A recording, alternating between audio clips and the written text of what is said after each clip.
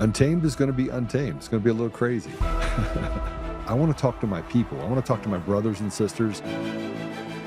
We can have grace and humility in how we interact with other people. Oh, hot dog, look at you. And nobody talked about what's really happening. And let's have conversations about what truth is.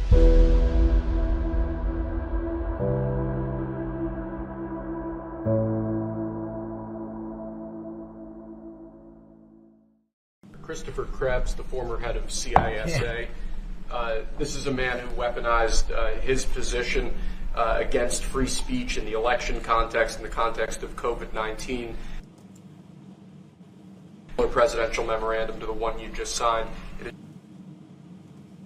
assurances he might have, and further instructs your Department of Justice, other aspects of your government, to investigate some of the malign acts that he participated in while he was still head of CISA.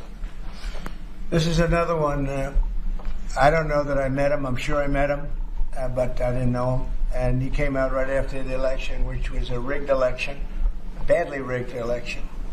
We did phenomenally in that election. Look what happened to our country because of it. Open borders, millions of people coming into our country. Russia and Ukraine, that would have never happened. October 7th would have never happened. Afghanistan, the way that they withdrew with 13 dead, but so many killed, actually. I mean, so many killed outside of the 13 soldiers, hundreds of people killed. And maybe, I don't know, never mentioned, but I mentioned it, 42 or 43 people so badly injured, the legs, the arms, blown off, the face. And this is all because of an incompetent group of people that preceded us, and that would have never happened.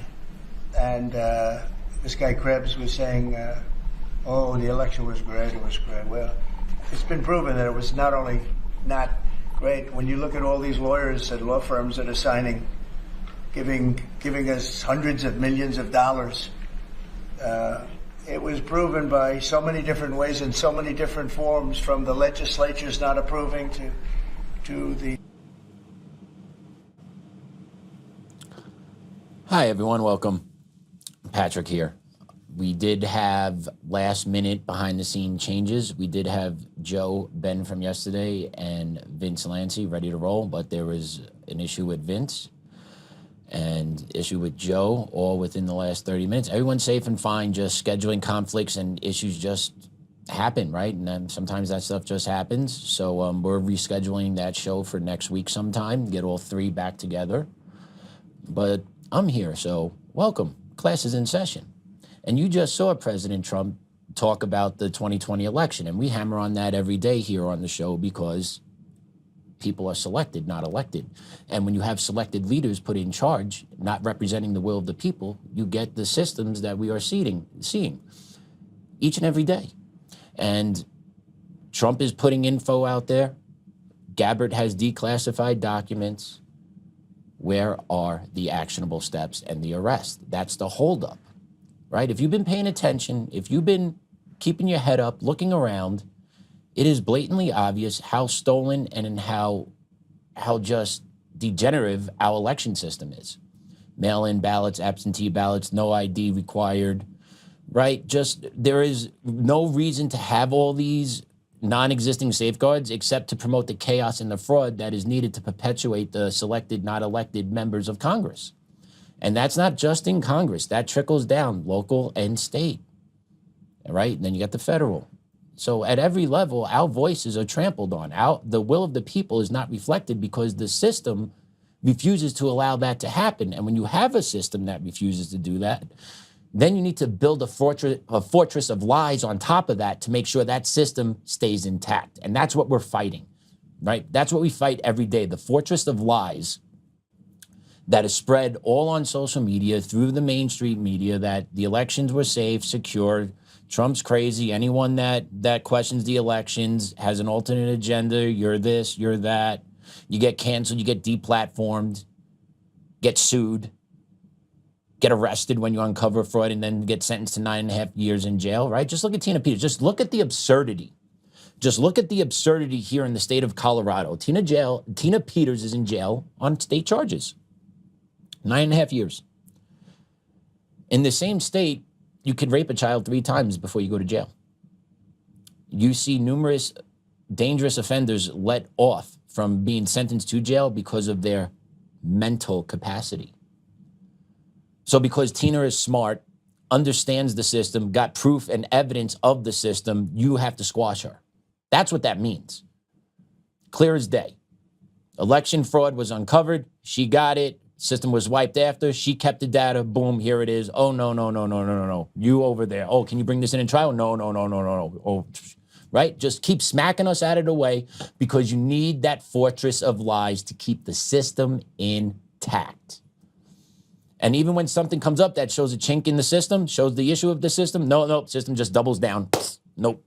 Status quo, keep moving as forward, right? So you need to take a wrecking ball to this entire system because the American people are getting stepped on and trampled all because we've allowed it to happen. And our systems have been hijacked. And we're too busy chasing the buck, raising our families, and believing for a long time now that our politicians were selected and they weren't selected, they were elected, and they were reflecting the will of the people. But that hasn't been the case. And it's taken a great awakening, a long dose of red pilling for a lot of people to actually understand and see where we are as a republic. The people would have a say in their government if we were a republic or not. We're an authoritarian state built on lies that gives you the perception that you have freedoms, that gives you the perception that you have choice. And when in reality, you don't. Do you have a say of who comes into this country? No. Do you have a say who gets entitlements in this country? No. Do you have a say what can be taught to your children in schools? No. You know what freedoms you do have? You have a freedom to get a job, and you have a freedom to pay the taxes to the corrupt officials to make sure they beat you over the head with a sledgehammer every day so that you keep chasing your hamster wheel. And you keep busy so that you don't pop your head up over the surface to actually look at what's going on and around you in today's society. Systems based on lies. Theft and stolen elections. And then if you called it out and you provided proof for it, what'd you do? What'd they do to you? Defame you? Boom, slap you with lawsuits. And normal people cannot take lawsuits. Like, they're expensive, they're timely. Like, most people can't, so they'll go away. And that message has been sent. And now you see the ramification of that less and less people, that fewer and fewer people are willing to really take that next step and put their name out there and be out there and be vocal about issues. You know, dads, we played a couple of clips yesterday. Dads need to start waking up and getting out front, right? More and more people need to start coming back to the fight and the grit of what made America, America, which is calling out the bullshit and not taking the excuses and lies for an answer at face value. We're critical thinking creatures. How and why? Those are two simple questions that you could ask to any statement that these politicians give you, and if they can't answer a straight up how or why without running deflective answers, you know they're full of shit. And that's 98% of the politicians in front of you because they don't even know what the hell they're saying because they don't have the up-to-date memo from their handlers and their special interest groups that get placed above you. Right? That's why they have their talking points that go out every couple of weeks or every 3 or 4 weeks, right? Just make sure they all stay on the same page. Right? But if you catch them in an intimate one-on-one setting, which they very rarely do, but if you actually get a chance to converse with them, most of them don't know what the hell is going on because they're controlled, because they were selected by their people to be in charge. So they do what their people tell them to do, not what the actual citizens who pay their salaries want them to do. They're partisan gatekeepers. On both sides of the aisle, it's not just the Democrats, right? It's the Republicans too. There's traitors on all aspects, right? And Trump's fighting this massive battle to try and get all this election fraud handled because we're coming up on the midterms. And we've seen the playbook, what's coming from the Democrats. They don't even have a platform. The platform is pain for the right. That's the platform. Like, literally, that's what it is. Pain for the right. Right? You have their politicians talking about how they want to deplatform people that criticize illegal immigration and Democratic talking points. You have other people talking about how we need to actually make economic times harder for those that don't, right? So, like, they're looking at this. They're talking about criminalizing ICE agents and throwing them in jail at the state levels, right? So basically, platform, right? Here you go. DNC, if you're watching this, anyone at DNC, here, this is your slogan. Pain for the right. That's their platform. Because they have no good economic policies, no good international policies. They don't have anything for the American people except we need to get Trump out and we need to unleash hell on the people that supported him. Because that's how they feel about us. Because all we're doing is saying, hey, we want this country back. We want American values to be restored. We want the government to stop walloping us over the head and taking every last cent from us. We want illegals to stop coming into this country and telling us we're racist. We want all our money to actually go to our children and the benefit of our society. And it hasn't been for a long time. And more people are becoming awakening to that. And the politicians are feeling the pressure, but still don't give a shit to change course. Why? Because the special interests, the ones that really matter to them the most, where the donors' bucks come from, don't want them to change course, because at the end of the day, it's the special interests that are accumulating wealth and power over us through these selected leaders that they have in charge. So let's put this post up. That video you saw got posted by Tony Saruga. And that came from this post, and I found this post because Joe had it on his X feed, and we're going to get into that a little bit. But this video that we just shown, that we opened the show with, came from this post. So if you take a look here, Election Day cabal unmasked. While America voted, CISA convened Dominion, big tech, media, and partisan allies for a real-time partner update, as Krebs called it, the most secure election ever. Scholars of republics have long understood the peril when the guardians of the franchise huddle in private with the very vendors, tech titans, and officials who administer it, especially on election day itself. The line between security and steering dissolves. And that's what it is. They came together in a small group. And if you take a look, there was work done by an investigative journalist, Yuhita Miller, and she spells it out in that entire post, if you just want to scroll through it real quick. And it shows how they systemically stole the elections in 2020. Dispatch a voluntary check-in call invite to its hand-picked election infrastructure subsector coordinating council.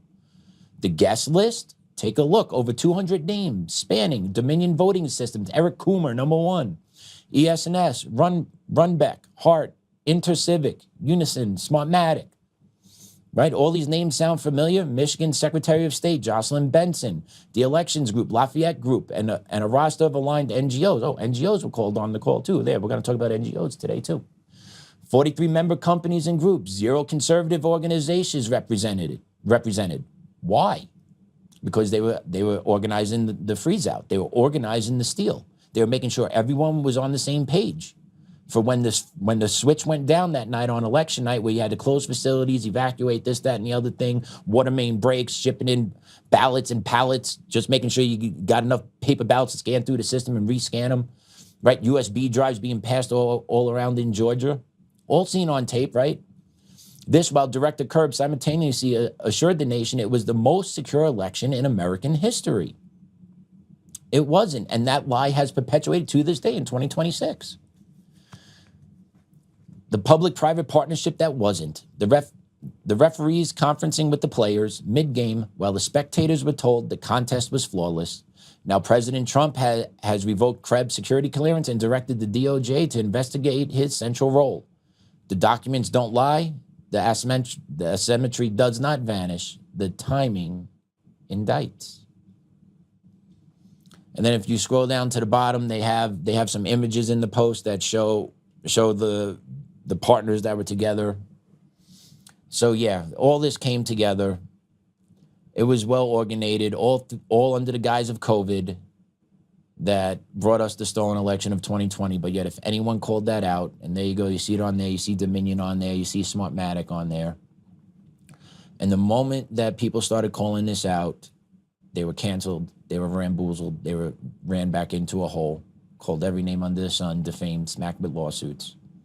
Right? Even the media was in on the call. I remember Fox News making that call quick in Arizona that night, and I couldn't believe what I was listening to. But, you know, as time went on later into December and January of 2021, it made sense that Fox was in on the shenanigans too, right? The fortress, the lies have to be built by the fortress of lies need to protect the system. And part of that fortress of lies is the Main Street media. Plain and simple. That's why there's been such a spike in the alternative media wing since 2019, 2020. Big time since COVID, right? Because no one believed what was going on with COVID. And here we are, but we're the crazy ones. We're the ones that are misinformed. We're the idiots. We don't know anything. We're the conspiracy theorists. But the more you pay attention, the more the conspiracy theorists seem to be the right ones. They seem to be the right ones. Give me 1 second here.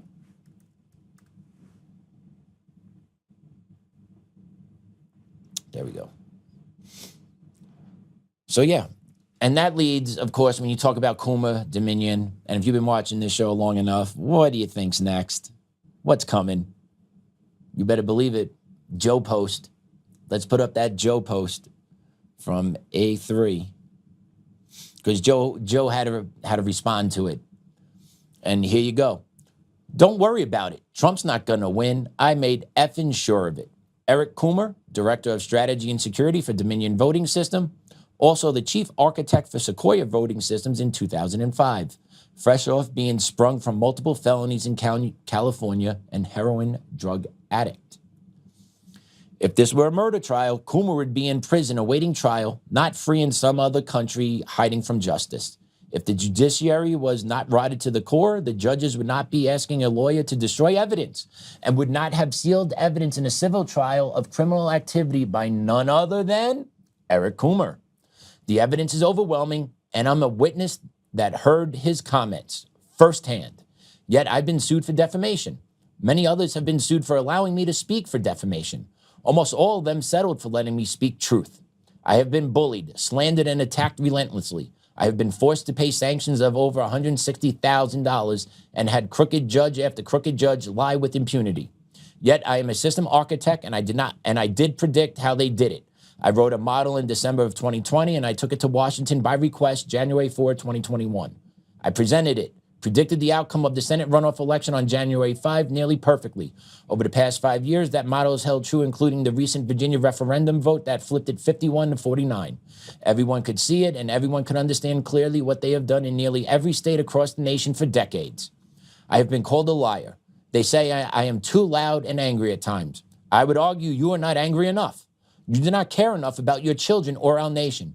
Much like running onto the beaches of Normandy to save the world, we are in a war for our very existence as a nation. And I would rather win terribly and fight like hell to preserve our nation from these demons than lose graciously and betray the sacrifice of our previous generations of brothers and sisters who fought to give us the opportunity we have today. Being bold and untruthful is not crazy, it's necessary. If you want to give yourself a free pass and look good to avoid being bad while the country and your children burn to the ground, feel free. I'm not built that way, and frankly, it's shameful we are not shaking the walls demanding justice and for the lies to stop. As I see it, you're all slaves until you decide that these demons do not get to snatch from you what was never theirs to snatch. Mr. President, the evidence is abundant. It's time to take down the traitors and restore our republic.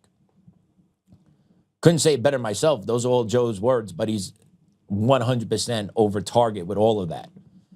It's about what the generations did before us. It's about what's going to happen to the generations after us. This is our defining moment. It's our defining moment. The generation right now that has children, this is your defining moment. Where do you want your children to end up? How do you want your children to be treated? What type of life do you want your children to have when you're gone? It's a legitimate question that every parent, every father should be asking themselves. You should think about it. Think about what type of society do I want my kid growing up in? Because if you think what's going on now is acceptable, or if you think what's going on now, if you think what's going on now is unacceptable, just wait. Just wait. Just think about the younger generation that is being indoctrinated through a school system that believes this country is systemically racist and oppressive. That's what the majority of public school systems in this country teach, because they follow equity and critical race theory. You can't have equity and critical race theory and believe this country is a great place. So by just applying logic, you're sending your kids to a school to be programmed to hate the country that they're going to live and possibly raise their kids in. What type of future is that setting up for your child? What are you doing to stop that?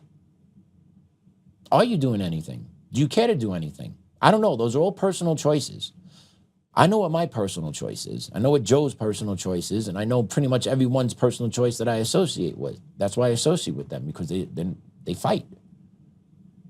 I know there's more of us out there, but we got to find our voice. And the ones that are on the fence, you need to get off the fence and get into the fight, because each day delayed is a day lost. Time is the most valuable thing we have. There's 24 hours in a day. The question is, what do you do with those 24 hours in the day? We're all equal. Time is the same for everyone. What do you use that time and purpose for during those 24 hours? What do you consider important? What do you prioritize? Those are just questions to think about. Just the reality of where we are, because if we're going to change this system, if we're going to fight like hell to change what's coming, to resist the change that's coming, you're going to need to dissect some part of that 24-hour pie. That could be going to speak at some school board meetings, right? I saw yesterday in the comments, people like, well, I want to get involved. I don't know how. I know how. Raise hell. Speak out at your local school board community. I guarantee, go to your school board, go to your district page, see what's going on there. I guarantee you're going to find stuff you don't like, and start calling it out to school board meetings. That's a way to get involved. Because from there, you start talking, right? And then from there, you start meeting people with the same mindset. And then you can start building a community. Communities don't get built overnight. Relationships don't get built if you're just at your home, not talking, meeting, or greeting anybody. You need to get out there. You need to get vocal. And yeah, you could be a keyboard warrior too. Keyboard warrior is good from time to time. But when you really want to wrestle their feathers, you get them face to face and you get them on the record. You get them on the record ditching and dodging and refusing to answer just basic logical questions. That's one way to get involved. Another way to get involved, just start hanging random signs. You know how you see signs that like, oh, garage sale here, and then like a little arrow pointing downtown, right? Just make a little sign, but say, are you happy in America? Scan here, and then have a meetup group. Just start something small like that, just trying to see if you can move the needle somewhere. Because that's how you have to build capacity. It's going to take a long time. It's going to take effort. You're going to move forward a step, and then you're going to fall back two. And then you're going to move forward two and fall back one. And then eventually you're going to move forward two and fall back one. It's a process. It's life, right? It's hard, but that's what we got to do, right? And if you think about it, election fraud, people tried filing suit in 2020, if you remember, right? Different states took it. Individuals tried taking cases. Every which way, courts. No standing, dismissed. Oh, no, that's not, nope, can't file that either. Out of the way, right? Even the courts were in on the rigging. The courts were in on the rigging. The Supreme Court dismissed, I think, 2 or 3 different lawsuits where they could have stepped in and kind of, but they chose not to. And I don't think they chose not to out of the law. I think they chose not to get involved out of fear. Because they knew if this was going to be exposed by them, they would face the brunt of this. So you just let the system keep playing out. No standing. 2020, nope. Completely fine, right? Because the Supreme Court didn't have the guts to take the stand there. That should raise flags in itself. That the Supreme Court was too scared to let a case be heard because they were scared of the population of what the actual decision should have been. And if you have a court that is refusing to act because they are scared by the people, how free are you? Who actually runs the country, right? It's the shock troops that put the pressure on the courts. And those shock troops are then organized by the NGOs and the big money up top. It all works in a vicious circle to make sure that the machine stays intact based on the lie. And the more you understand this, it's easier to see how and why things play out day in and day out on Congress, in the media. It's real easy to see and understand it. And that's where we are in 2026. And that's why Joe's out here doing what he does every day, right? Because he's trying to break the system. And then this dude gets sued. He gets called out. He gets slandered. You get the ADL. The ADL was coming after him. Like, get Anti-Defamation League. They're defaming him. It's crazy. It is absolutely crazy. All the SPLC, ADL, ACLU, the ABC of the jerk-offs, all these special law groups don't do shit for the American people. All they do is look to actually hurt the American people and put their special interests, hidden agendas in the forefront. That's all they look to do. The ACLU took prayer out of school, like the American Center for Civil Liberties, right? Something like that. Yeah, but they go after to make sure prayer's not in school. Who's civil liberties? Not Americans, right? And the SPLC funding the KKK to promote violence, right? Like if you look at this, white people were branded as violent by the SPLC, who was actually trying to organize the violence. You can't make this shit up. You can't make it up. And then out in California right now, you have Sheriff Bianco. We played a couple of clips of his a while ago. He's running for governor, and he's talking about voter fraud out in California. Listen to what he's being met with it when he's bringing out voter fraud in the supermajority state of California. We're never going to know if our elections are secure because when law enforcement does legitimate investigations into the allegations, it's stopped by our current Democrat one-party rule in California, particularly our embarrassment of an attorney general. So this was a very, very basic, normal investigation. The allegation didn't come from a group. It came from reports that our own records, county records from the Registrar of Voters that do not match the output of votes counted. So a very simple investigation would have counted those ballots to see if they match the votes. But we now have a massive political outcry from our Attorney General using political lawfare to stop a lawful investigation. And it wasn't stopped. The investigation was not stopped by the Supreme Court. It was stopped so we could argue these ridiculous allegations from the Attorney General about whether or not he has authority to stop that investigation in the first place. And to clarify, would you consider taking the same action after this primary election if you don't believe the results? You have 15 seconds. You made that assumption that that's why this happened. That is absolutely horrific that you basically said that I did that because of how I felt. If we get information, I've been 33 years in law enforcement investigating crime. Do you want me to start doing that with murders? I mean, this is ridiculous. This is an absolute ridiculous question. This is a ridiculous topic because we have an allegation of voter fraud.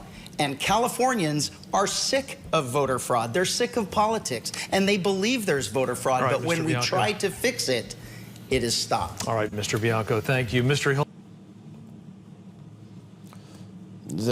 All great points. And simply put, if there's nothing to hide, and if there's no fraud going on, just let me make an ass out of myself. And let me do this publicly, and I'll look like a jerk-off, and I'll ruin my political career. Everyone believes the systems are great, and I'll go away in my hole, right? But they never do that because they know the fraud exists, but yet the fraud can never be shown because of the lawfare. And the courts dismiss it or shush it away or sweep it under the rug. It's so infuriating because everyone knows the system is bullshit, but yet no one is doing anything to actually put a stop to the bullshit. Instead, they come after the sheriff now. He's like, yo, we had more voters than we had eligible voters in the county. There's a problem here. And pop, here comes the lawsuits. Can't look into it. No. Can't look into it. No. Just basic common sense. How do you have more votes than you have eligible voters? You can't do it unless there's fraud. Basic. But yet it gets fought at every turn. It's happened in Michigan, happens in Colorado, happens in California, Illinois. It's all over the place. And the moment someone wants to look under the hood, they shut it down because no, you have no right to look here. We're telling you it's fine. You have no right to look here. And this is the thing, right? Like what's frustrating, well, I shouldn't say frustrating, what's moronic by these people is that here in America, I don't know if they've realized this or not, but here in America, if you tell somebody you can't do that or no, you can't look here, what makes them do? That makes them want to go look harder and find it, right? It's like me telling my 4-year-old, hey, don't do that. I turn around, what do you think he's doing? Right? It's human nature. So when you're telling people, no, don't look here. No, nothing's fine. Nothing's off here. No, believe what I'm telling you, even though you don't know me and I don't know you, but I'm in charge of this system and I don't know how it really works, but I'm telling you it's fine. It's a problem. It's a problem. And that's why when people get canceled on certain social media platforms, it allows some of them to grow more, right? Because when you tell people not to look here, people are going to look there. It's human nature because people are curious. People want to see, people want to know, people want to explore, people want to understand finally. And we're at the point now where people see the system, see what's getting passed in all these state and counties and the bullshit that goes up at the federal level, which is nothing. Like, we didn't vote for any of this. How are these people here? Why are they still making decisions? And why, when we find out that there's problems within the system, we're told everything's fine not to do anything? Because they're all selected, they're not elected. You as an American need to sit down, shut up, don't look at anything, and go back working your 40, 50-hour work week in your little hamster wheel. And you stay there and shut up and sit down until you're 65, and then maybe we'll let you out of there. If we don't kill you by poisoning your food, injecting you, getting you hooked on pharmaceuticals, spraying you with chemtrails, maybe when you get out at 65, we'll let you out there.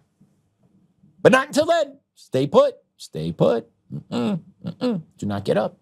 And that's how they treat us. That's how they treat the American people. And it's amazing that the American people are fine with doing this. Right? The American people, a lot of us have just been beaten down, like, oh, I don't want to deal with it. I'll just go along to get along. Yeah, I can't really change anything. You feel that way because you're acting in isolation. You got to build the community to move the mountain. You can't move the mountain by yourself. You need to build the community. You need to build the capacity. And then you need to get organized. And then you need to have a game plan on what you want to attack. I know what I want to attack. You guys probably know that too. But that's how you do it. And then you had Senator Joe Manchin on the other day on CNN. He's an independent now, if you remember. He switched affiliations a little bit ago. But he's talking about what's going on in Congress as well. Let's listen to that. Casey, real quick. Everyone's talking about all the different concerns we have and all the different problems and things that we have to overcome. And both of the parties are depending on independence. Where's the independent vote going to go? Because that's going to determine who wins and who loses. Guess what? Once the independents make their determination and either the Democrats or Republicans benefit by it, when they get to Washington, there is no representation of independents. They've got to join the extreme right or the extreme left. There's no center left. There's no center right. There's no moderate at all to be had.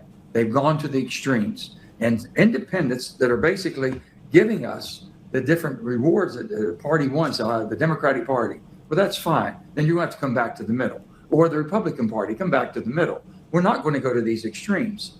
And it's just unbelievable what's going on. In the last presidential election, all we heard about was the 7 battleground states because 43 had been predetermined. All we're hearing about now is 35 or 40 contested House seats because the other 400 have been determined. This is crazy. And if the independents just basically, we get our act together here, we can make some differences. We can make them change in Washington because right now they're depending on people who are looking for the best person that basically is going to have the guts to stand up and do what's right for the country, not for a political party, but for the people they represent. And right now, neither party is representing the people. They're representing themselves. And he's right. Neither political party is representing the people. They are representing themselves a little bit, but mostly they're representing their special interests, their donors, where the money's coming from. That's all. Just take a look how well they vote, where the money's coming from. Just follow the money. It's real easy to figure out why nothing is happening here and why the American people don't get anything. Right? Like, hey, we donate to a campaign, right? We see somebody, we're an average American making 70, 80,000, maybe if you're lucky, 100, 120,000 a year. See a candidate, I'll toss them $100. That means something to you. That means absolutely nothing to that candidate. Because the $100 isn't helping fund that candidate's political campaign. He needs big money. Especially if you're running on a national stage, you need big money. So you need to get lobbying groups. You need to get special interest groups, where you can have a meeting with a group and they'll cut you a check for $3 million, right? Efficiency for the candidacy, efficiency. They don't have the time to go meet and try and talk to individual donors day in and day out because I don't got time for that. I'm better than that. No, but that's how you connect with your voters, and that's how your voters get to know you, and that's how the system was originally designed to work. But this system has been long taken over by special interests, big money, big tech, big pharma, right? It's long been hijacked for all these special interest groups to get what they want, to enrich themselves, all at the expense and health of the American people. While we are struggling day in and day out on the ground floor, dealing with all the divisiveness that is force-fed to our politicians from these special interest groups. Let's not forget the Pacific Educational Group. They are a very big proponent of racial equity trainings. They're a big part of this problem. They also have campaign contributions and all that fun stuff to politicians and local school board members. You should take a look into them. Pacific Educational Group, PEG, P-E-G. But these special interest groups then start pushing their garbage into the politicians. The politicians get it into the media gets it into the schools, right? It all becomes a what to do.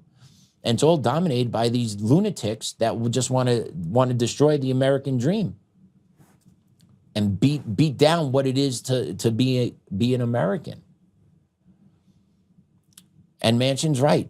People in Congress are not representing the American people. We all know that, but yet somehow they keep going back, and no one takes them out at the lower levels either. No primaries, right? Because no one's got the time. No regular Joe wants to get involved.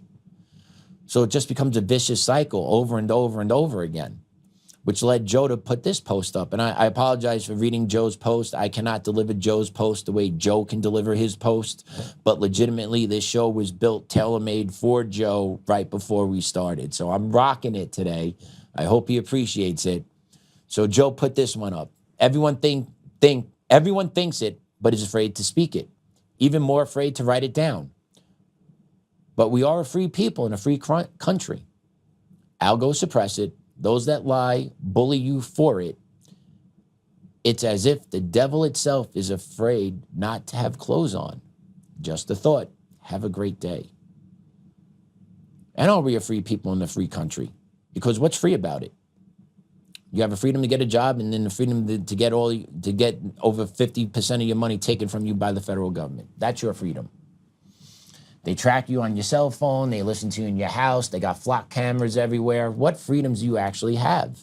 And then if you exercise your freedom of speech, they come after you. They label you an anti-Semite, a racist, a Islamophobe, a homophobe, a transphobe. You know, whatever you are, they throw a phobe at the end of it, and then there it is. Whatever you're preaching, you just throw a phobe at the end, and there it is. And that's what the left does to you.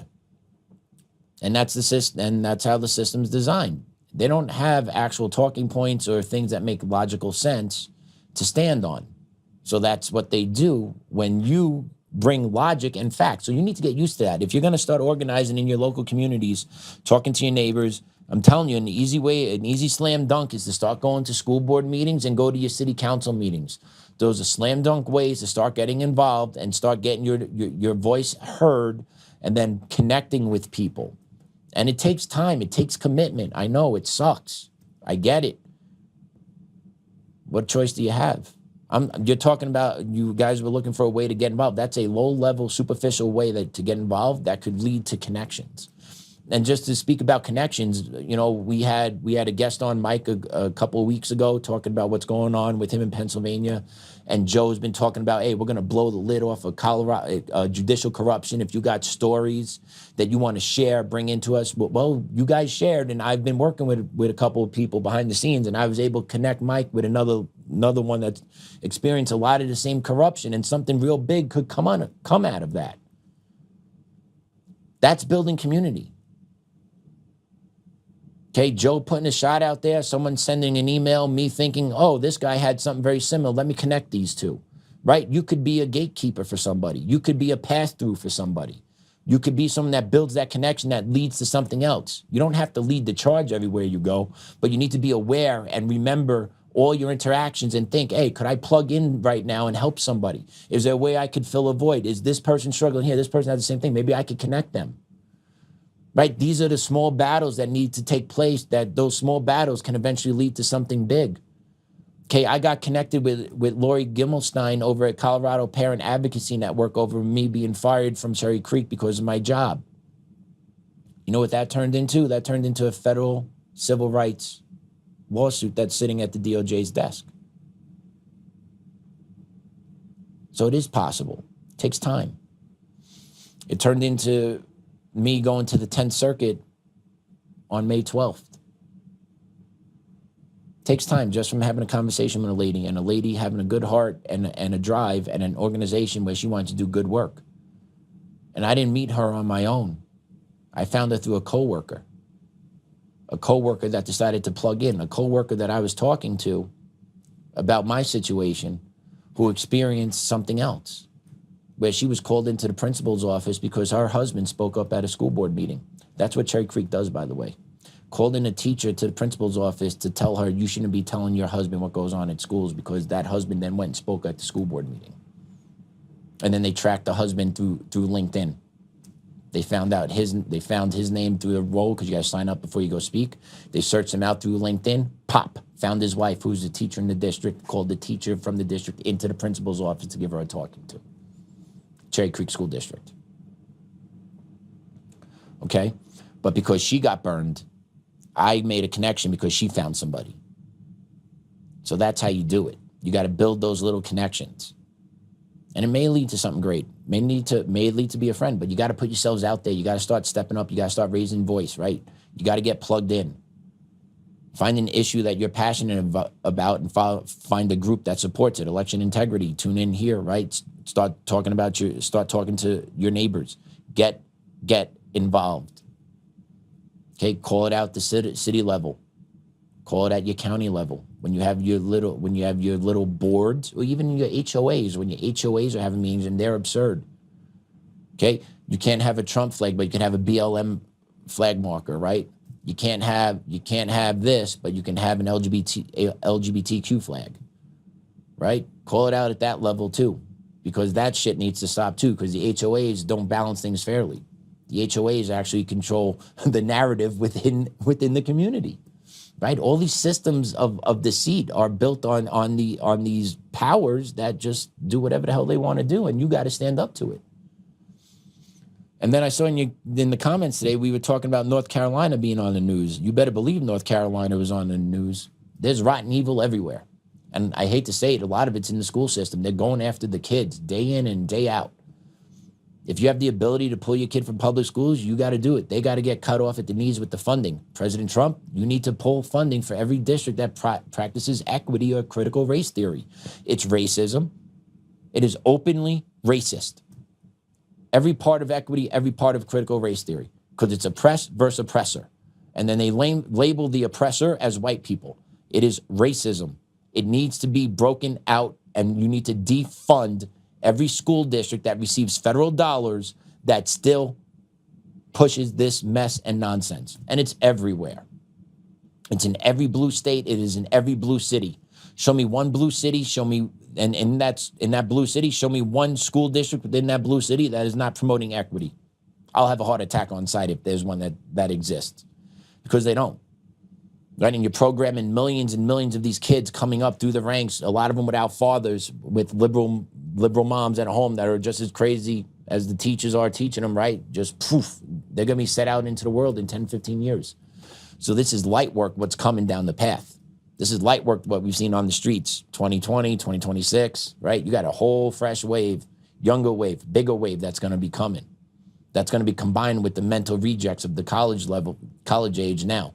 And then when those college-age women are 30 years old, they're going to be the ones on X now crying about how, I should have had a family. My life is so empty, right? That's not part of the story that they're told in college about being a woman, about raising a family, having children, building something special with a man you love. Never talk about that in college. But check out this clip about the North Carolina superintendent. He was just grilled about children literature. Take a look. And BDSM outfits, making out, is currently available in your elementary schools. So is sexual imagery allowed or not?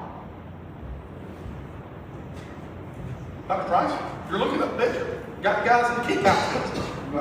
I'm not sure what I'm looking at. You're not sure what you're looking at, but you're okay if your kindergarten's looking at. Is this your goal? Is this what you want kindergartens through fourth grade? I mean, is this the goal? Is this the curriculum? Is this the studies that you want Chapel Hill Carborough School is known for? I don't understand what the challenge is. I see a pride flag, I see community, I see two couples who appear to be in a loving relationship. They're not breaking any laws, they're not hurting anyone. That's certainly something a child may see in their community. So I'm not sure, what the challenge is there. Dr. Trice, children are being subjected to this bill. This is a hill you want to die on, the Democrats want to die on, indoctrinating young children. I wish you the very best. You're on the wrong side of history. So yeah, BDSM, cover of a book, kindergarten, and the superintendent sees nothing wrong with that. Okay, is there just really a lack of common sense? Or is it just the willful ignorance? It's got to be the willful ignorance, right? Even common sense, you're like, yo, that shit's crazy. You shouldn't be putting that in front of a kindergartner. My kid's going to go to kindergarten next year. My kid will not know what BDSM is, won't know what a tranny is, won't know any of that shit because we don't bring it up and we don't need to talk about it at the house because to us, it's not an issue. Right? So what these Democrats are doing is they put this shit purposely in front of children to make it an issue for these children, to bring them into this, to confuse the child, right? It's mental warfare is what they're doing to children. It's cruelty, what they're doing to children. And it keeps getting shoved down our throats and shoved down our children's throats. The fact that you could say there that there is not an issue of having two men, one in a mask and a BDSM outfit, saying that's a loving couple, you are a sick freak if you think that has any place in a public school library where elementary kids go to school. Don't tell me inclusivity. Don't tell me transphobia.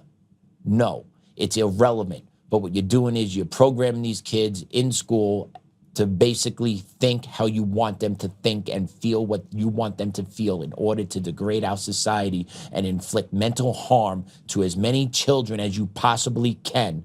Then that will lead to rifting the divide within the family, which is your whole goal, because you want to break up the families. You don't want the nuclear family. You don't want a strong father in the house. You don't want an independent thinking mom having children because you know what that can breed.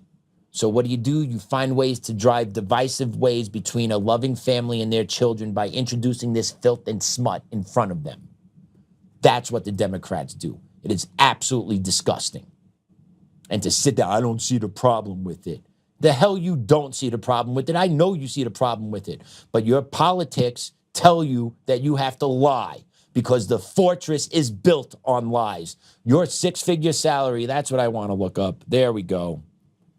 Anyone know what Rodney Trice's salary is for the superintendent of Chapel Hill's car? I'm going to put this into Grok right now. I want to see what this is. Should have thought about this before the show. Sorry, everyone.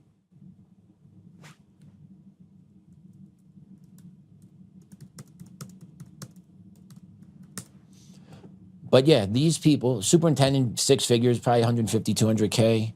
Oh, there we go. As of his appointment in June of 2025, Dr. Rodney Trice's total annual salary as the superintendent of Chapel Hill Carborough City Schools, CHCCS, is $235,000. And he's operating on a 4-year contract. He is operating on a 4-year contract. Oh, here we go. Oh, no, you can't make this up. You can't make this up. In 2021, he was the chief equity and engagement officer making $161K. In 2022, deputy superintendent, 2025, $235K. So in 2021, he was the chief equity and engagement officer. Yeah, okay, that dude, you know what he is? He's a chump. He's a racist. He hates white people, hates white children. That's what they do. And he has no problem shoving that in front of children's mind because he wants to corrupt all the children that go to his district. Because his marching orders is to do that. Amazing. Absolutely amazing. Whew. They are brainwashing our kids, man. And now take a look at what Chicago's doing. Chicago's run by lunatics. First of all, you got the mayor who's absolutely out of his bird. And then Chicago's teacher union is also just shit. They are just communist Marxists from jump, right? Like there's nothing redeeming about that organization. That organization is so far off the rails, but yet and they're so politically active, right? Always equity, rah, rah, rah, rah, rah, right? Meanwhile, their kids can't read or write. The Chicago public schools, they can't read or write. But take a look at this post here. Breaking, Chicago Teachers Union just sent out curriculum for public school teachers, and it indoctrinates kids by calling Trump a fascist. Oh, you don't say. So you got a picture of Big Daddy Trump there, right? They don't crop his head out, but you can tell who that is. And then the question is what to expect from authoritarians. They will stoke fear and chaos to keep us off balance. Oh, that was Trump. You don't say. They will make threats to get people to obey in advance. Oh, like your vaccine shot, get it or lose your job. They will weaponize fear of subgroups to keep us divided and apart. Really, really. And then fascism. What is fascism? Fascism is, and it goes into the definition of it. And this is what they're pushing out at the Chicago public schools. Fascism, a populist political philosophy, movement, or regime, such as that of the fascist, that exalts nation and often race above the individual, that is associated with a centralized autocratic government headed by a dictatorial leader. And that is characterized by severe economic and social regimentation and by forcible suppression of opposition. And look at that first example they have on there, Trump going after critics, right and left alike. See John Bolton. Gaining government control of corporations to use resources, anti-union to the core, eugenics and, oh my God, racialized polarization. Going after cities with black mayors, oh my God. Suppression of history that goes against the nationalist narrative, e.g. removing black history from stamps in the Smithsonian. Oh my Lord. So that's Chicago public schools, right? Just a cesspool. Just a cesspool of failed teachers who consider themselves important, who do nothing to actually help that community that is struggling. Make sure Trump's a fascist. Make sure everyone knows it. Okay, got it. What is the reading percentage of Chicago public schools? Just real quick, another Grok shirts. I'm just curious to see, oh, there you go. Chicago public schools, in elementary, approximately grades 3 through 8, approximately 40% of kids are proficient in reading. Grades 3 through 8, 40% of kids can read at grade level. The Illinois state average for reading, though, is 53%. So they're 13 percentage points behind the state average on how many kids could read at grade level within your school organization. So I'm glad Chicago is concerned about making sure they passed their new curriculum with Trump being labeled a fascist. I don't know why they're worried about pushing that, because more than half of the kids can't read. What's the point of pushing new curriculum if more than 50% of the kids can't read? Duh, it makes zero sense. Why don't we actually, instead of investing in new curriculum like that, why don't we invest in new curriculum that can actually teach kids how to read first? Why don't we do that first? Because that would actually make logical sense, that you actually want to teach kids how to read and write. But they don't want to teach kids how to read and write because that would require thought and effort. They just want to teach kids what to think. And listen to this clip. Education is a key component in that society. So, and in this era of AI, what we have to do in terms of education is we have to think about how we teach young people how to think. So for you that don't know who that is the president of the teachers union, Randy Weingartner. And she was at the WEF forum talking about we have to think about how we teach young people how to think, right? They want to program the kids. They're telling us this all the time with what they put out in front of us, what they say publicly, and yet Anyone going to stop it? Anyone need to wake up, right? The wake-up call is getting everyone you know out of public schools. And Jeff, I just saw your comment. Brother, you need to make good money to do homeschooling. You just need to. To be a family of three, I'm a family of three in Colorado, we got to pull in about $250,000 a year in order for my wife to stay at home and teach my kids. That's impossible. And you said, ask Joe for a raise. I'm not saying I won't, but that's a huge ass raise if I'm asking for one. I ain't gonna get it, you know? So like, you really got to be realistic here. So many Americans can't afford that luxury of pulling their kids out of schools. So what do? You got to go to the schools and fight and claw and talk and get your point noted. Eventually, the squeaky wheel will get the grease, and eventually they'll probably leave your kid alone if you can. And you should be able to opt them out. If you paid attention to Supreme Court rulings, you should be allowed to opt your kid out of some of these equity training sessions that go through the schools. And don't expect the schools to tell you that you can, though. Okay, don't. Schools will make sure they'll let you know that, hey, you could opt your kid out of this test today, right? Cherry Creek does a really good job letting parents know you could opt your kid out of CMAS testing, but I doubt they'll let their parents know that they could opt their kid out of equity or tranny training. I doubt they'll do that. Just another point, right? It's just evil, demonic people that are running the school systems. They have no morals. They have no principles. They're a bunch of liars. And I hate to say that because I was in the field for 17 years, but I saw it. I saw the underbelly. They lie. They double down. They lie again. They will say anything and everything to get what they want. And I'm sitting here 2 years later just waiting for my day in court. But all those people, everyone that's in the higher ups in school districts, they're all corrupt. That's the only way you get to those positions. You don't get there by merit. Merit doesn't exist. You get there by corruption and equity. That's how you get there. Plain and simple. Very few people in education at the leadership levels have good morals anymore. Because it's a conflict of interest. You can't have good morals and be in charge of the educational institution because you'll short circuit and you'll die. Because you can't do it. And that's sad for me to say that, but it's the reality. You cannot have good morals and be in charge of an education system. At least run out here in Colorado, you can't do it. In a blue city, can't do it. If you have good morals, believe that all kids can achieve, regardless of skin color, you can't be in charge. Because the people that run the district won't allow you to be in charge because they don't believe that. Right? So like, it's crazy, but that's the reality of the education system. If you're a good moral person who believes in good quality education for kids, you need to leave the education system because they will grind you out and spit you out once they find out who you are.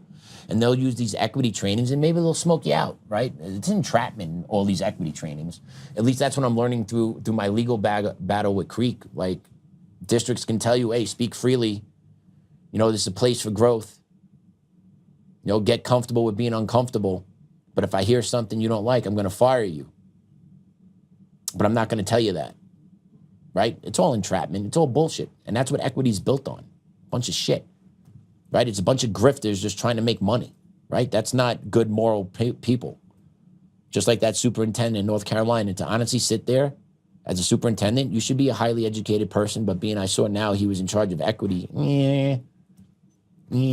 Kind of curious how he got that job. But you can't sit there and say that's not a problem. And if you sit there and say that's not a problem, what's your moral compass? You don't have one. So if you don't have a moral compass, how could you possibly be in charge of an education system that oversees the education of children? You can't. You're disqualified. But that's me just making logical sense. Shame. Shame on me. But yeah, so you got the worn out children happening on, then you got the uniparty at play, and you got a battle going on in Texas right now, a gubernatorial battle down in Texas. I'm sorry, not gubernatorial, Senate. I'm sorry, they're running for Senate. Sorry, I don't know why I said gubernatorial, because Abbott's running, Abbott's the governor. So yeah, sorry guys, a lot of politics going on in my brain at once. My apologies, but you got to check out this campaign video that John Cornyn put out. Let's play it. El uno al otro, Texas tiene una mano tranquila y firme cuidándonos. El senador John Cornyn. El senador Cornyn ha luchado para detener el tráfico sexual, especialmente a lo largo de la frontera. Él apoya la reforma policial. Y mientras el senador Cornyn está a favor de fronteras seguras, él apoya firmemente la legalización de los Dreamers.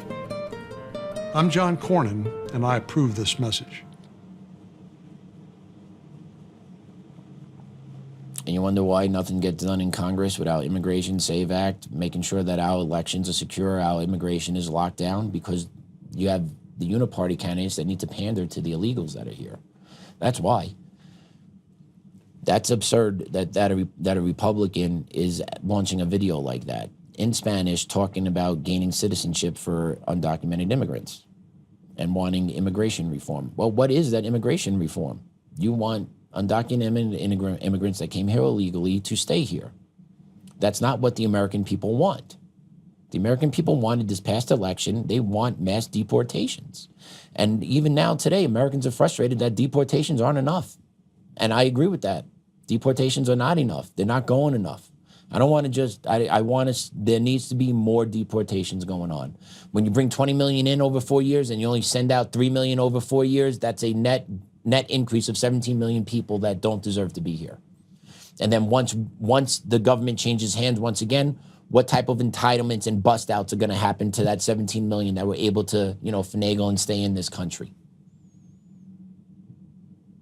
Right? The American people want mass deportations to occur. Plain and simple. Americans are tired of feeling like they're second fiddle in their own country. Americans are tired of calling a customer service line. Press 1 for English, 2 for Spanish, 3 for Somali, 4 for Japanese, 5 for Honduran. No, 1 for English. Right? Just like if you vote here in America, all the ballots should be in English. Why? All the road signs are in English. Why can't the ballots be in English? What sense does that make? How can you vote for a national election if you don't understand what's written in the ballot in the language of the country you're in? It all make it, right? Just like, honestly, why? Right? And we drive on the roads, yield. You see it, right? Written in English, Y-I-E-L-D, stop, S-T-O-P, right? They're short letter, right? 4 or 5 words, right? 4 or 5 letters, but whatever. You got to read it. But our ballots don't need to be in English. Why? And our road signs do. Our ballots are just as important as our road signs. I'll argue our ballots are more important than our road signs because our ballots dictate the policies that impact our day-to-day lives. But these politicians, they don't care what side of the aisle. They don't care, right? They don't care. They do what is best for them. They do what they want to do. They do what their handlers want them to do. They never do what you actually need or want them to do as an American citizen. And then you're going to take a listen to this rep, Lamont Begbie. You got to hear how he views and how he understands urban America. He's in Virginia. Let's play it. I almost took issue with the other side saying that we don't understand. But I grew up watching the Waltons. I grew up with Opie. I even watched the Dukes of Hazzard. I think I know a little bit about rural America.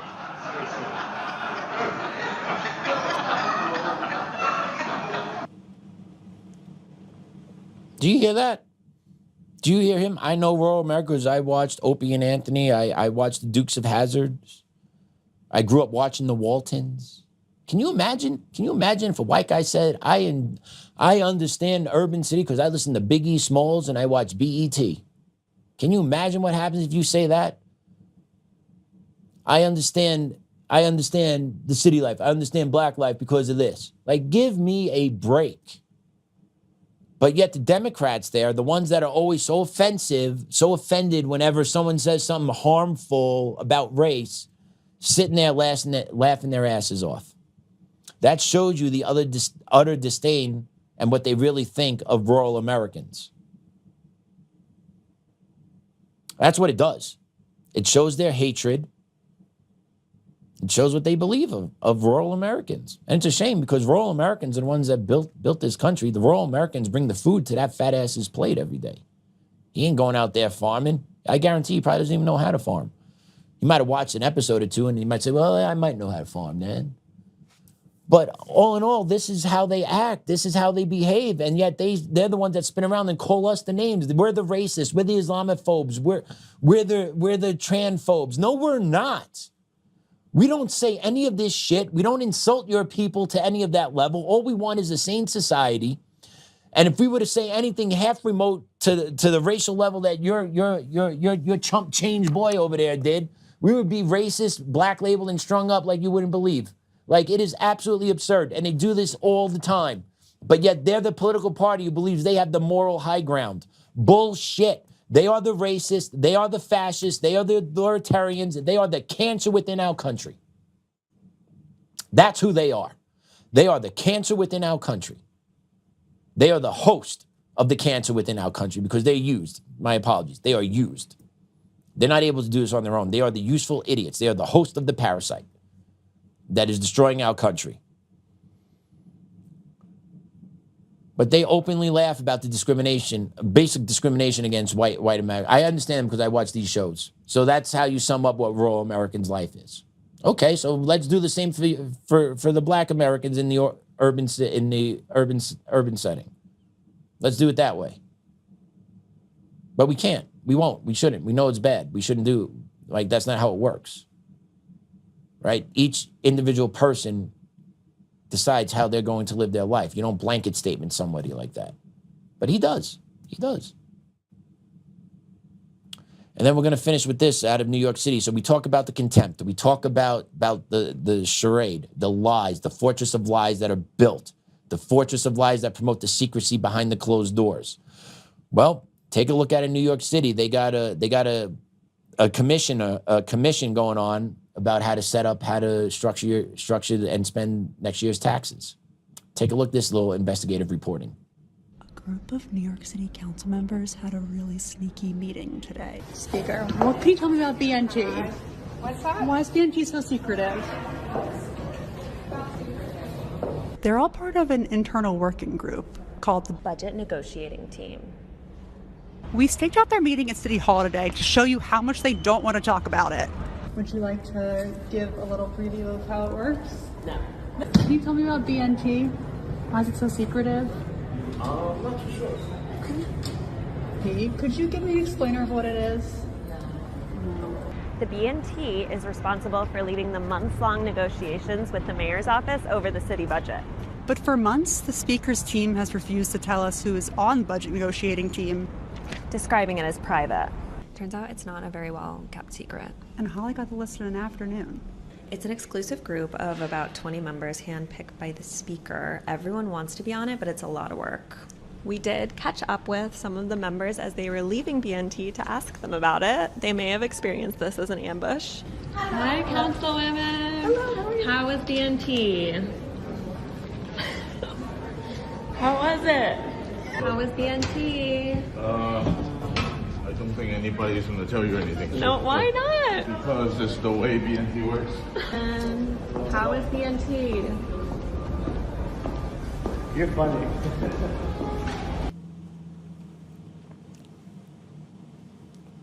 So you just have regular people asking 20 representatives that are elected by the people that are meeting about how to plan for the budget next year. Hey, can you tell us anything? Ha, ha, ha, ha, ha.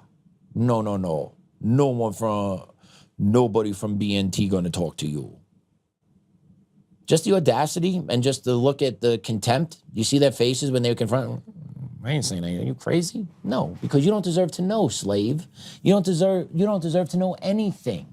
The only thing you need to know is that we keep taking more from you and you're going to keep giving us more because we're telling you that's how it's going to be. And that's what they do.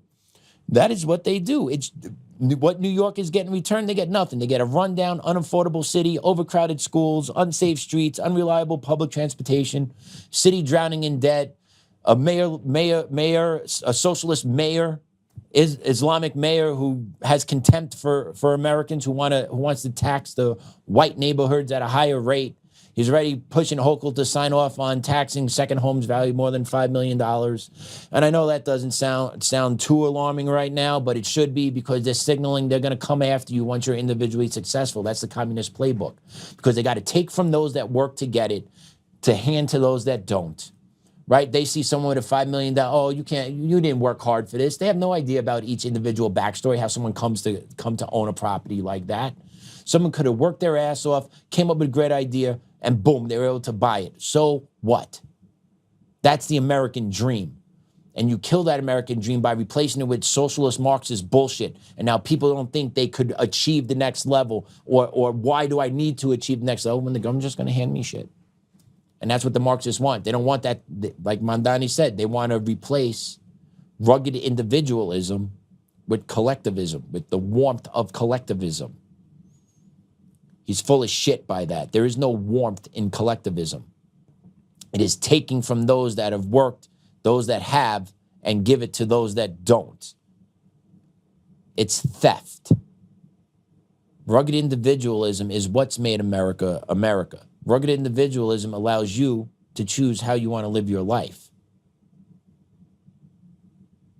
Okay, collectivism. Look how many people died in the name of collectivism throughout the history. They never talk about that. They don't talk about the food shortages in Russia. They don't talk about that, the collective farming that took place. They don't talk about any of that, because it all blew up in their faces and went south because it's not possible. It's the individual that works to get what he keeps. That's what keeps the chains churning. Sorry, lost my train of thought there. But it's the rugged individualism, where I'm going to be able to supply and work and do what I need to do in order to provide for my family. If you don't like the job that you're doing now, you need to think about what you're going to do differently to become better. And that's the roadblock where a lot of Americans just give up and they don't push through anymore. Instead, they just say, oh, no, the government should, I'm entitled to this, boom. And they feel that they're entitled to it because they see other foreigners coming in from all other different countries and coming to America and just getting handouts. So I get the frustration. I see the frustration. I lived it. But at the end of the day, when you import the third world, you're going to become the third world. And if we are going to change out our nation to a nation that believes in the warmth of collectivism, all we're going to have is debauchery and death, because collectivism doesn't work. Name one place it's worked. Show it. Where millions of people weren't killed in the name of it. Because it doesn't happen. Collectivism comes with communism. Communism comes with complete control. Complete control comes with, hey, I could publicly execute you on the spot for not reciting the pledge of my political party. And that's where they're looking to go. Let's take a look here. Gammy, our nation has been co-opted by evil and we have to take it back. Yes, we do. Yes, we do. Those meetings should be public. They should be, but you know, even in Colorado, have you guys seen they limited debate on 3 bills coming up? What was it? Birth control on campus? I forgot the other 2. But they just limited speech in the Colorado House. They limited debate on 3 bills because that's what they want to do. Move it along, hush, hush, smack you, no public debate, even though this is what our country is founded on, the exchange of ideas. And that's why the Democrats are so fearful of these debates, right? Because when you get when you get ideas heard publicly and you get people that can articulate these ideas pretty geniusly to the people, the Democrats' policies aren't going to stand a chance. Like, we need to have more debate in this country. We need to start streaming more debates. I would love for any liberal to come on to this show and debate me. I'll take anybody. I just want to debate policy. We could debate economic, we could debate schools, we could debate societal. I want to do it because I actually want to hear and understand why you think the way you do instead of just why you feel the way you feel. And once we get into you trying to explain why you feel the way you do, you won't be able to, and you're going to short circuit. But I would still love that opportunity and love to connect with any liberal that would like to come on the show to debate. I'm all ears. Patrick@untamednation.com. Feel free to reach out. I will answer. I do know I have a couple more emails to answer to from some viewers that want to talk about corruption. I've been real busy, guys. I've been real busy. I will get to the emails. I will give you a call. I know I have the phone numbers in the emails. I will get to you. I promise. Foreigners in BLM don't get thrown in the gulag. Oh, hell no. No way. They get the penthouse, baby. They don't get the gulag treatment. The J6s and Tina get the gulag treatment. You love America, you get the gulag treatment. BLM and those guys, hell no. They get the 5-star hotel. They get the penthouse. They get it all. But let me pray us out. That was a pretty good show today, I thought. Let's pray us out. In the name of the Father, Son, Holy Spirit, amen. Dear Lord, thank you for the unique and spontaneous opportunity to once again speak to our listeners and share my thoughts and insights into what's going on in this world today. Thank you for providing me this opportunity. Thank you for partnering with Joe. Somehow being hired by this company has just changed my life and given me a new path forward and a lifeline to my family. So thank you, Lord, for that. Thank you, Lord, for a beautiful day and a weekend coming up where I get to see my family and just have a good time with them in this chaotic world we live, just to unplug and just enjoy the time with the loved ones. I enjoy it. I love getting home on a Friday because I got 3 days until I have to come back to work. And don't get me wrong, I love the job I do, but I love my family more. And I miss my family when I'm not with them.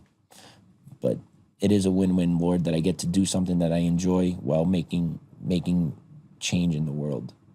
So I appreciate and thank you that, Lord. And once again, Lord, thank you for America First Legal being my legal representation, fighting this chaos of evil. I just thank you for that opportunity, Lord, because without that, there is no way I would be able to take on this battle. My family would not be able to take on this battle. So thank you for connecting me with Lori and America First Legal and Laura Estelle, Ian Pryor, Steve McKenna, Christopher Mills. Just thank you for the time. Thank you for them and the time and effort they have been putting in on my case. We're going to win, Lord. I believe it. There's too many coincidences here. Thank you. I don't want to get ahead of it, but I do believe there's too many coincidences, Lord. You are, and I know it's on your timeline, but there's been a lot behind the scenes, Lord, and I just want to say thank you for all that. It's not been unnoticed. I love you, Grandma, Grandpa, Dad. Hail Mary, full of grace, the Lord is with thee. Blessed art thou among women, and blessed is the fruit of thy womb, Jesus. Holy Mary, Mother of God, pray for our sinners now and at the hour of our death. Amen. In the Father, Son, Holy Spirit. All right, everyone, try and have a great weekend. Enjoy the nice weather. Joe should be in chair on Monday. Until then, class dismissed.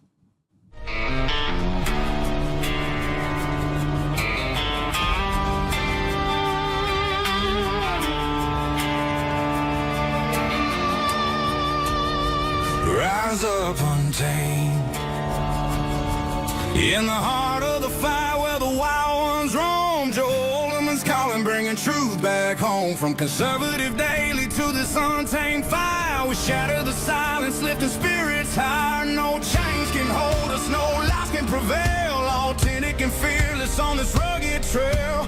Patriots gather under stars and stripes. Untamed nation, igniting the night. Untamed nation, let the truth roll out in this land of the free. Standing proud from sea to shining sea, we won't back down.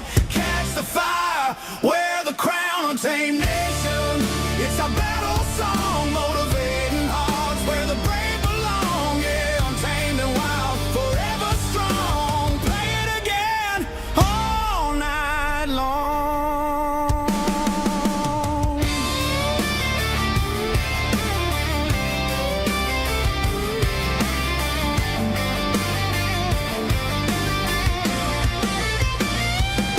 Break the mold, chase the real. No more games, time to heal. Joe's voice leads the untamed crew. Truth matters through and through. Untamed nation, let the truth roll out in this land of the free. Standing proud from sea to shining sea, we won't back down. Catch the fire, wear the crown. Untamed nation,